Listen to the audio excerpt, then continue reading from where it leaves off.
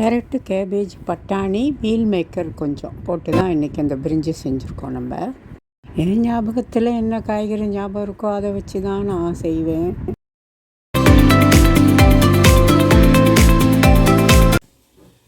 High friends, எல்லோருக்கும் வணக்கம். Welcome back to mom 60. இன்றைக்கி பார்த்திங்கன்னா நம்ம 9:25 ஆகுது. இன்றைக்கி பிரேக்ஃபாஸ்ட் என்ன பார்க்கலாம். செவ்வாய்க்கிழமை, டியூஸ்டே. அதுக்கு நம்ம இடியாப்பம் தான் செஞ்சுருக்கோம் சூப்பராக. இது ரேஷன் அரிசி. இதில் மாவு தயார் பண்ணி அதில் பண்ண இடியாப்பம் தான். அது சூப்பராக இருக்கும், சாஃப்டாக. அதுக்கு இங்கே தேங்காய் பால் தான் ரெடி பண்ணியிருக்கேன்.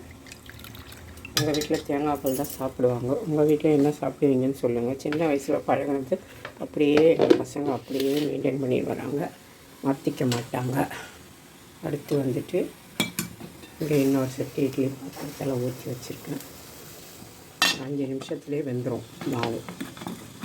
இந்த ரெசிபி நான் நிறைய முறை போட்டிருக்கேன். உங்களுக்கு வேணால் லிங்க் தர. ரேஷன் அரிசி வாங்கி அதை திரித்து மாவாக்கி இடியாப்பம் பண்ணியிருக்கேன்.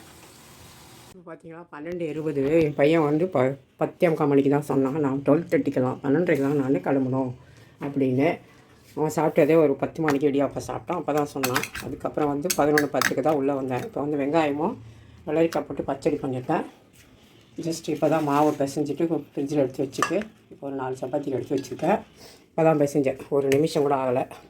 அது அப்படியே மூடி இருக்கட்டும். இங்கே நம்ம என்ன பண்ணியிருக்கோம் அப்படிங்கிறத பார்க்கலாம். இங்கே கடன்னு இங்கே ஒரு மீல் மேக்கர் கிரேவி தான் குக்கர்லேயே தாளித்து விட்டேன். வெந்துடுச்சு. கூட ஒரு குட்டி குட்டியாக உருளைக்கிழங்கு 2 போட்டேன். கொஞ்சம் எலுமிச்சம்பழம் செஞ்சுக்கலாம். புளிப்புக்கு தக்காளி சேர்க்கலான்னா என் பையனுக்கு தக்காளி அதிகமாக போடக்கூடாது. அதனால முடிஞ்ச அளவுக்கு தெரியாத மாதிரி தான் போட்டுருக்கேன். இஞ்சி பூண்டு பட்டாளவங்கெல்லாம் போட்டு மீல் மேக்கர் கிரேவி. நிறைய தொக்கு வேணாம், இவ்வளோ போதும் எங்களுக்கு விட்டுவிட்டேன். நீங்கள் வேணால் தேங்காய் கூட ஊற்றிக்கலாம். எவ்வளோ சீக்கிரம் முடித்தோம் பாருங்கள். 11:10 வந்தேன். 12:10 ஆகி ஒரு மணி நேரம் ஆகிருக்கு, கூட 10 நிமிஷம். இங்கே யாரும் ஹெல்ப் இல்லை, நான் ஒருத்தியால் தான். கொஞ்சம் தேங்காய் பால் மீதமாக இருந்தது. அது வெஜ்ஜு புலாவ் பண்ணிட்டேன். நம்ம சாப்பாட்டு அரிசியில் தான் நான் பண்ணியிருக்கேன். இன்றைக்கி கொஞ்சம் புழுங்கல் அரிசியில் தான். பச்சரிசி செய்யலை. இதே எங்களுக்கு நல்லாயிருக்கு சாப்பிட்றதுக்கு. இதையே செஞ்சுட்டேன். அவ்வளோதான். ஒரு மணி நேரத்தில் டபக்குன்னு எல்லாத்தையும் ரெடி பண்ணி முடிச்சாச்சு. நம்ம meal maker gravy, veg pulao, அடுத்து தயிர் பச்சடி, அடுத்து சப்பாத்தியை போட்டுட்டு டின்னர் பாக்ஸுக்கு சப்பாத்திக்கு தான் இந்த side dish meal maker gravy. இந்த வெஜ்ஜு புலாவுக்கு நம்ம பச்சடி பண்ணியிருக்கோம்.